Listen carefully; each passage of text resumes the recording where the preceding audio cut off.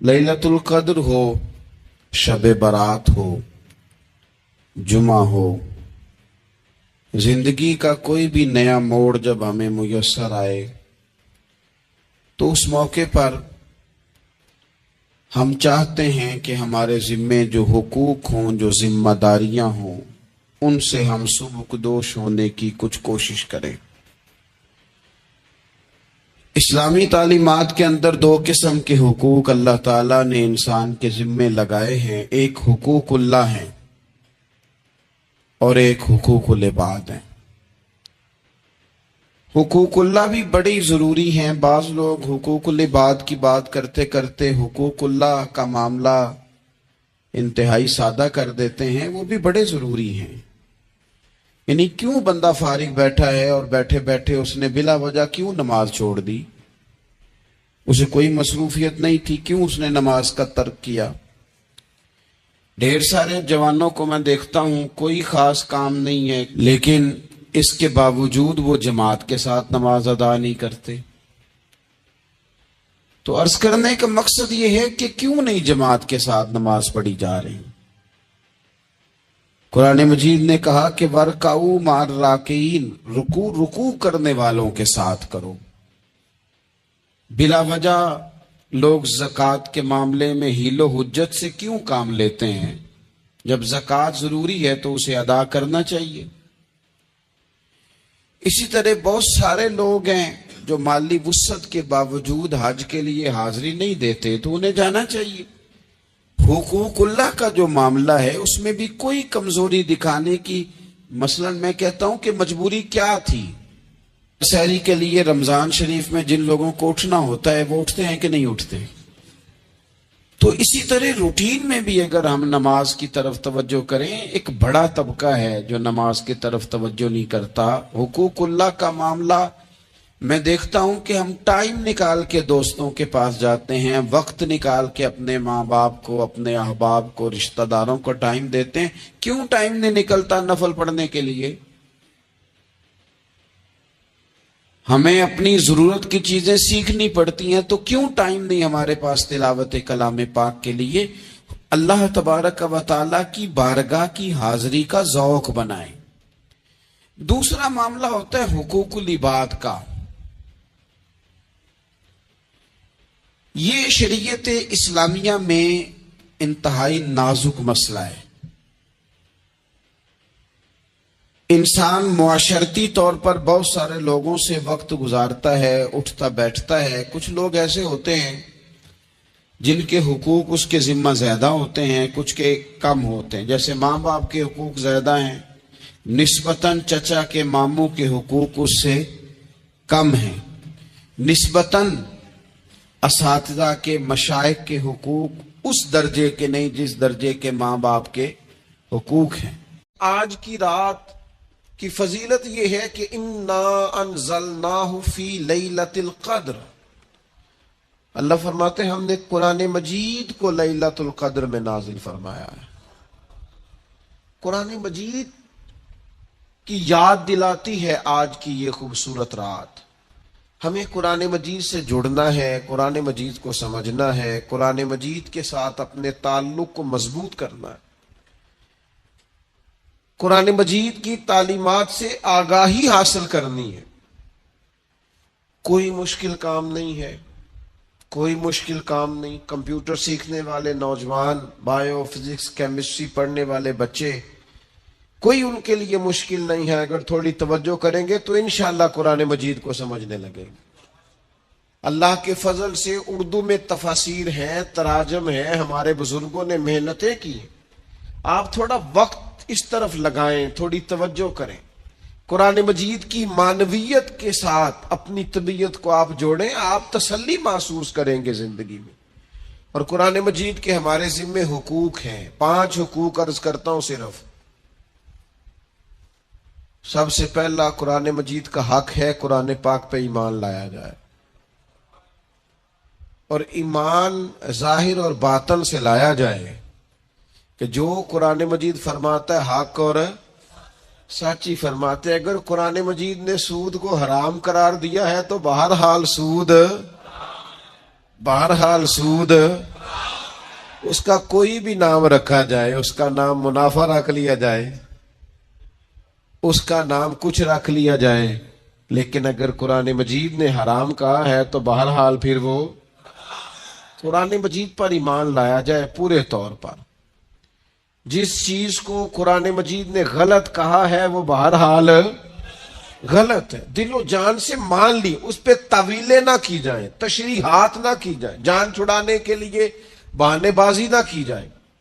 دوسرا حق قرآن مجید کا یہ ہے کہ قرآن مجید کو سیکھا جائے، اس کی تلاوت کو سیکھا جائے، اس کے تلفظ کو سیکھا جائے، اس کے مفاہیم سے آگاہی حاصل کی جائے، یہ حق ہے قرآن پاک کا۔ آج کل نا 2 4 5 10 لفظ جو آدمی انگلش کے بول لیتا ہے، لوگ کہتے ہیں پڑھا لکھا ہے، حالانکہ انگلش علم کا نام نہیں، زبان ہے۔ زبان اور ہوتی ہے اور علم، اردو ایک زبان ہے۔ مجھے بتائیے، اردو صرف جس کو اردو بولنی آتی ہو عالم ہے؟ تو اردو تو بول رہا ہے، وہ ایک زبان ہے۔ زبان اور چیز ہوتی ہے، علم۔ ہاں، اگر آپ زبان کے علوم سے آگاہ ہیں، اس کی آپ گرامر دیکھتے ہیں تو وہ بھی علم کا ایک حصہ ہے، لیکن علم تو اور چیز کا نام ہے۔ علم تو جاننے کو کہتے ہیں، آپ جاننے لگ جائیں، پہچاننے لگ جائیں، سمجھنے لگ جائیں چیزوں کو تو آپ عالم ہیں۔ تو قرآن مجید کو سمجھیں، اس پر غور کریں۔ جگہ جگہ قرآن مجید کہتا ہے اس پر تدبر کرو، اس پر تفکر کرو، اس پر غور کرو، اس کو سمجھو۔ قرآن مجید کے ساتھ اپنی وابستگی کو پیدا کریں، کوئی مشکل کام نہیں ہے۔ ایک رکوع قرآن مجید کا اگر روزانہ آپ ترجمے سے دیکھیں تو جہاں کوئی سوال کھڑا ہو آپ کسی عالم سے دریافت کر لیں، جو بات سمجھ میں نہ آئے کسی سے پوچھ لیں، اور میرا خیال ہے اگر آپ پوچھنا شروع کریں گے نا انشاءاللہ تعالی تو ہو سکتا ہے کچھ علماء بھی تیاری شروع کر دیں، صبح کے درس میں تلاوت قرآن مجید اور اس کا ترجمہ شروع ہو جائے۔ تیسرا قرآن مجید کا حق یہ ہے ہمارے ذمے کہ جب ہم اس پر ایمان لیں، اس کو سیکھ لیں تو پھر اس پر عمل کریں۔ صحابہ عمل کرتے تھے۔ حضرت انس بن مالک رضی اللہ تعالیٰ عنہ ارشاد فرماتے، جب بھی کوئی نئی آیت آتی صحابہ ایک دوسرے سے پوچھتے آج کون سی آیت آئی، اور اس پر عمل کرتے۔ لن تنالوا البر حتى تنفقوا مما تحبون، تم بھلائی کو نہیں پہنچ سکتے جب تک اپنی پیاری چیز راہ خدا میں خرچ نہ کرو۔ جب یہ آیت کریمہ نازل ہوئی تو حضرت عبداللہ ابن عمر آ کے حاضر بارگاہ ہوئے، عرض کی یا رسول اللہ مجھے گھوڑا اپنے مال میں سب سے پیارا ہے، لہذا یہ قبول کر لیں، اللہ کی راہ میں دینا۔ حضرت ابو ذر غفاری رضی اللہ تعالیٰ انہوں نے اپنے غلام سے فوراً کہا جو بہترین اونٹ ہے نا سواری کے لیے وہ دینا اللہ کے راستے میں، سب سے بہترین۔ تو آپ شام کو گھر آئے تو جو سب سے اعلیٰ اونٹ تھا وہ گھوم رہا تھا، تو آپ فرمانے لگے میں نے تم سے کہا تھا سب سے اعلیٰ اونٹ اللہ کی راہ میں دے دینا۔ عرض کی حضور یہ تو آپ کی سواری کے لیے ہے نا، اس کے بعد جو سب سے اعلیٰ تھا دوسرے نمبر پر میں نے راہ خدا دے دیا۔ تو حضرت ابو ذر غفاری فرمانے لگے میں نے سواری کے لیے ہی تو کہا تھا راہ خدا میں دینا ہے،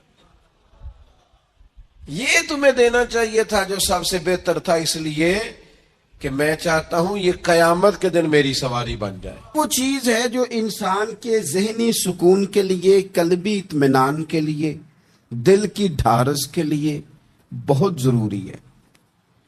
کوئی ضروری ہے کہ جو ہم چاہ رہے ہوں وہ بالکل ٹھیک ہی ہو اور وہ ہمیں مل ہی جائے، یہ کوئی ضروری ہے؟ کبھی بھی اپنی زندگی میں اس طرح کی تڑپ نہ پیدا کریں ورنہ آپ بے چین ہو جائیں گے۔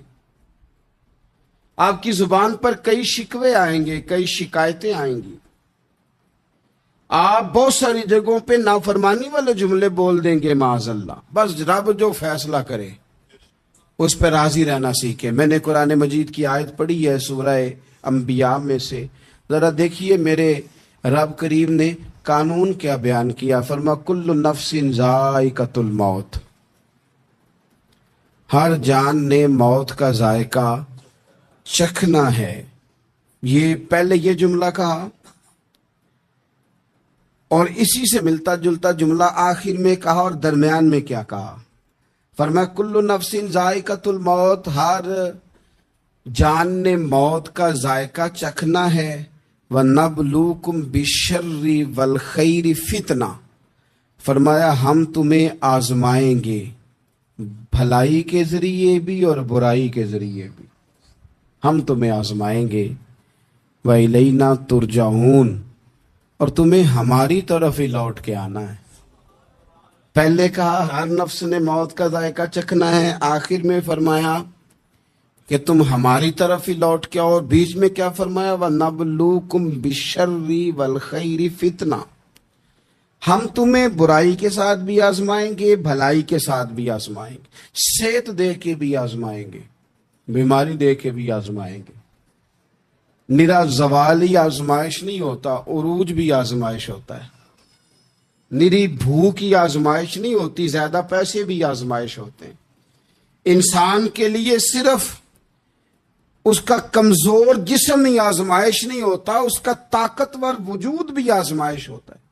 فرمایا ہم تمہیں آزمائیں گے، بس خیال رکھنا کہ وَإِلَيْنَا تُرْجَعُونَ، لوٹ کر تمہیں ہمارے پاس ہی آنا ہے۔ اور میرے نبی پاک صلی اللہ تعالی علیہ وآلہ وسلم ارشاد فرماتے ہیں رب جب کسی قوم سے محبت کرتا ہے تو انہیں آزمائش میں مبتلا کر دیتا ہے۔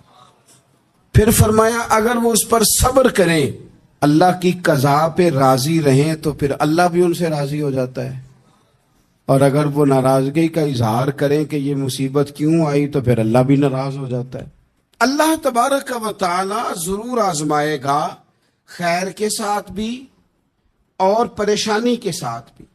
انسان پریشان اس وقت ہوتا ہے کہ جب وہ محنت کرتا ہے تو وہ کہتا ہے نتیجہ میری مرضی کا آنا چاہیے، یہ اس کا سب سے بڑا نقصان ہے۔ آپ رزلٹ کبھی اپنی مرضی کا نہ مانگیں، یہ دعویٰ ہی ٹھیک نہیں۔ بہت سارے لوگوں کو جانتا ہوں جو کہتے ہیں میں بندہ بھی ٹھیک ہوں بھی دیانتدار، محنت بھی بڑی کرتا ہوں، توجہ بھی میری پوری ہے، پر پھر بھی معاملہ صحیح کیوں نہیں ہوتے؟ تو میں کہتا ہوں پہلی باتیں ساری ٹھیک تھی، آخری والی غلط ہے۔ اس لیے کہ محنت آپ کریں ساری، پر بندے نے رہنا تو بندہ ہی ہے نا۔ ساری محنت کر کے آپ کبھی اس نقطے کو سمجھ جائیں نا کہ 950 سال نبیوں نے تبلیغ کی، 1000 سال انبیاء نے تبلیغ کی، انبیاء نے، رب کے تربیت یافتہ لوگوں نے تبلیغ کی، 2 لوگوں نے کلمہ پڑھا، 4 لوگوں نے کلمہ پڑھا، لیکن میں آپ کو دیانتداری سے بتاتا ہوں کہ وہ کامیاب ہو کے گئے دنیا سے۔ انبیاء کامیاب ہوئے، کیوں؟ اس لیے کہ رب نے انہیں کہا تھا جا کے پیغام دینا ہے، یہ نہیں کہا تھا کہ بندوں کا بدلنا بھی ضروری ہے۔ ہمارے بچے پتہ کیا کرتے ہیں؟ وہ فٹافٹ نہ پریشان ہو جاتے ہیں۔ نبیوں کے ذمہ تبلیغ کرنا ہے، یہ ان کا ذمہ نہیں کہ لوگ ضروری کلمہ پڑھیں۔ ہدایت تو رب کریم کے دستے قدرت میں ہے۔ انبیاء خلوص سے، للہیت سے جدوجہد کرتے رہے، لیکن انہوں نے یہ نہیں کہا کہ مالک اتنی محنت کی ہے بندے ٹھیک ہی نہیں ہوتے، یہ نہیں کہا انہوں نے، اس لیے کہ جو ان کی ڈیوٹی تھی انہوں نے ڈیوٹی صحیح کی۔ ہم نے اپنی ڈیوٹی کرنی ہے۔ پریشان اس وقت ہوتے ہیں جب نتیجہ اپنی مرضی کا مانگتے ہیں۔ نتیجہ نہ اپنی مرضی کا مانگے، رزلٹ نہ اپنی مرضی کا مانگے۔ اور جناب پیر صاحب میں فلانا وظیفہ بھی پڑھتا ہوں، فلانا وظیفہ بھی پڑھتا ہوں، فلانا وظیفہ بھی پڑھتا ہوں، دل نہیں صاف ہوتا، تو میں نے کہا یہ تو اللہ نہیں کر رہا ہے۔ آپ ڈیوٹی کریں، آپ کام کریں جو آپ کے ذمے لگایا گیا، اس میں وہ قضا نہ کریں آپ، باقی اللہ تعالیٰ کرم نوازی فرمائے گا۔ دیکھیں ایک بادشاہ تھا، اس کی سلطنت میں نا وہ قوم بنانا چاہتا تھا۔ ہمارے بادشاہ، ہمارے حکمران قومیں نہیں بناتے، لوگوں کو اپنے حق میں قائل کرتے ہیں۔ اس لیے کبھی بھی ہمارے ملک میں قومی سوچیں عام نہیں کی جاتی، ذاتی سوچیں عام کی جاتی ہیں، ملی باتیں نہیں کی جاتی، ذاتی باتیں کی جاتی ہیں۔ وہ چاہتا تھا کہ میری قوم بن جائے۔ اس کا ایک ہیرا سلطنت میں سے گم ہو گیا تو اس نے اعلان کیا، اس نے کہا کہ جو بندہ ہیرا تلاش کر کے لائے گا اسے انعام دوں گا۔ ساری قوم نکل کھڑی ہوئی ہیرا تلاش کرنے پر، ادھر بھی لوگ گئے ادھر بھی لوگ گئے، خشکیوں میں، دریاؤں میں، جہاں جہاں جس کی پہنچ تھی، جنگلوں میں، وادیوں میں، گھروں میں، بستیوں میں لوگوں نے ڈھونڈا۔ ساری قوم ایک ہیرا تلاش کر رہی ہے۔ بالآخر سب لوگ جمع ہو گئے ایک میدان میں۔ ایک بندہ اوپر چڑھا بادشاہ کے پاس، وہ اونچی جگہ پہ کھڑا تھا۔ اس نے کہا جناب یہ ہیرا مل گیا ہے۔ اب جب ایک کو ہیرا مل گیا تو باقیوں کے چہرے اتر گئے کہ یہ کامیاب ہوا، ہم ناکام ہوئے۔ بادشاہ چونکہ ان کی تربیت کے لیے یہ کام کر رہا تھا، اس نے کہا تمہارا کیا خیال ہے کہ اس ہیرے کے بغیر میرا گزارا نہیں تھا؟ کہ تمہارا کیا خیال ہے کہ ہیرا میری سلطنت سے نکل گیا تو مجھے زوال آ جائے گا؟ اس نے کہا یہ تو ایک ہیرا ہے۔ اٹھا کے پھینکا، دیوار کے ساتھ لگا، ہیرا ٹوٹ گیا۔ اس نے لوگوں سے کہا تمہارے چہرے اترے ہوئے ہیں، میں تمہیں ایک بات سمجھانا چاہتا ہوں، ہیرا ایک ہی تھا، ایک ہی بندے کو ملنا تھا۔ میں نے انعام کا اعلان تو یہ کیا تھا نا کہ جو ہیرا ڈھونڈ کے لائے گا اسے انعام دوں گا، لیکن اب میں تمہیں بتاتا ہوں کہ میں تم سب کو انعام دوں گا، اس لیے کہ ہیرا ایک تھا، ملنا ایک کو ہی تھا، سب کو مل سکتا نہیں، لیکن انعام اس لیے سب کو دوں گا کہ ہیرا ڈھونڈنے پر انعام نہیں دے رہا، میں کوشش کرنے پہ انعام دے رہا ہوں کہ تم نے کوشش تو کی، تم نکلے تو صحیح، جدوجہد تو کی۔ کچھ لوگ کہتے ہیں کہ ہمیں ہیرا مل بھی جائے، اور خدا کے بندے ہیرا ایک ہے، ہیرا ملنا کمال نہیں، محنت کرنا کمال ہے۔ ہم نہ تیار نہیں ہوتے۔ اللہ فرماتے ہیں میں نے آزمانا ہے، میں نے آزمانا ہے، تم نے سفر جاری رکھنا ہے، لیکن یہ ضرور یاد رکھنا کہ وَإِلَيْنَا تُرْجَعُونَ، لوٹ کے تمہیں میرے پاس ہی آنا ہے، تم نے لوٹ کے ادھر آنا ہے، اس بات کو ذہن میں رکھنا۔ حضرت عبداللہ بن عباس رضی اللہ تعالیٰ عنہ اس حدیث کے راوی ہیں، المعجم الکبیر کی یہ حدیث ہے۔ اللہ کے پیارے رسول صلی اللہ تعالیٰ علیہ وسلم ارشاد فرماتے ہیں کہ جس بندے کو 4 چیزیں مل گئی نا، اسے اللہ تعالیٰ نے دنیا اور آخرت کی بلائیاں عطا فرما دی۔ 4 چیزیں جس شخص کو نصیب ہو گئی۔ یا رسول اللہ کون سی؟ حضور فرماتے ہیں جس کو شکر کرنے والا دل مل گیا، اور کریم محبوب فرماتے ہیں جسے اللہ تعالیٰ کا ذکر کرنے والی زبان مل گئی، اور حضور فرماتے ہیں جسے مصیبت پر صبر کرنے والا بدن مل گیا، اور جسے ایسی بیوی مل گئی جو نہ اس کے مال میں خیانت کرے گی نہ اس کی عزت میں خیانت کرے گی۔ جسے یہ 4 چیزیں مل گئی وہ خوش نصیب ہے، دنیا بھی بن گئی آخرت بھی بن گئی۔ کامیابی صبر آ جانے کا نام ہے، کامیابی شکر حاصل ہو جانے کا نام ہے۔ کامیابی میرے عزیز یاد رکھ لے کہ انسان اللہ کے ذکر میں لگ جائے تو اس کا نام ہے کامیابی۔ ہم نے کس کو سمجھ لیا؟ اپنی زندگی میں ایک تو محنت کریں، نتیجہ اللہ پہ۔ دوسری بات، امیدیں ذرا چھوٹی وابستہ کرے، لمبی نہ بنائیں۔ ایک ہے منصوبہ سازی کرنا مستقبل کی، وہ غلط نہیں۔ میرے نبی پاک علیہ السلام کا فرمان کاش کبھی ہم سمجھ جائیں۔ حضور نے ایک دن صحابہ سے فرمایا تھا حیا کرو، کہا صحابہ سے، سمجھایا ہمیں، فرمایا حیا کرو۔ یا رسول اللہ کس بات سے؟ فرمایا وہ والا مال کماتے ہو جو کھا ہی نہیں سکتے، اور وہ والے مکانات بناتے ہو جن میں تم رہ ہی نہیں سکتے، اور ان چیزوں کا سوال کرتے ہو جن کی تمہیں ضرورت ہی نہیں۔ اتنے لمبے محلات، اتنا لمبا چوڑا مال، اتنا لمبا چوڑا پیسہ، اتنی لمبی امیدیں، اتنی لمبی داستانیں، انسان کمزور ہو جاتا ہے، ساری زندگی حساب کتاب میں بیت جاتی ہے۔ دیکھیں نا حضور علیہ السلام نے فرمایا یہ جو غریب لوگ ہیں نا، یہ مالداروں سے 50,000 سال پہلے جنت میں داخل ہو جائیں گے۔ کیوں؟ اس لیے کہ جس کے بیگ زیادہ ہوتے ہیں نا एयरपोर्ट पे फंस जाता है, उलझ जाता है। वो कभी एक आया, दूसरा नहीं आया, तीसरा नहीं आया, चौथा नहीं आया। और जो हैंड कैरी वाले होते हैं ना, 2 जोड़े, वो तो बस जनाब सबसे पहले वही निकलते हैं, और उनकी गाड़ी भी किसी रश में नहीं उलझती, घर वक्त पे पहुंच जाते हैं। माल थोड़ा तो हिसाब भी थोड़ा। तो हम ना लंबी उम्मीदों के चक्कर में इसलिए परेशान है। रब कहता है भाई लईना तुर जाओ, तुमने अपने घर वापस आना है, तुमने इधर लौटना है, तुम इतने लंबे चौड़े मामलात का शिकार ना हो जाना। तीसरी बात जिसको आप जरूर समझेंगे और उस पर आप गौर करेंगे, बंदों पर एतमाद करना छोड़ दें, अल्लाह पर एतमाद करें। एक एतमाद है अल्लाह के नेक बंदों का, दुआओं का एतमाद, निस्बतों का एतमाद, उसकी बात नहीं कर रहा मैं। दुनियादारों, सेठों, नवाबों, जागीरदारों पर एतमाद की बात कर रहा हूं। एतमाद खल्क छोड़ दें, एतमाद खालिक करें। बंदों पर भरोसा नहीं, भरोसा अल्लाह की जात पर। जो बंदा रब की जात पर भरोसा करता है मजबूत हो जाता है, ताकतवर हो जाता है, कमजोर नहीं पड़ता। ये जरूरी नहीं कि आपके दोस्त मुखलिस नहीं थे तो इसलिए आपका काम नहीं हो सका, ये जरूरी नहीं होता। हो सकता है आपके दोस्त पूरे मुखलिस हों, ताउन भी पूरा करने को तैयार हों, पर रब करीम का इरादा कुदरती ना हो कि आपका काम हो। क्या कर लेंगे आपके अहबाब, आपके दोस्त क्या कर लेंगे? अल्लाह का इरादा कुदरती नहीं। शायद इसीलिए किसी दरवेश ने कहा था कि खुश नसीब वो है जो अपने नसीब पे राजी है। वो शायद ज्यादा नसीब वाला है जो अपने नसीब पे खुश हो गया।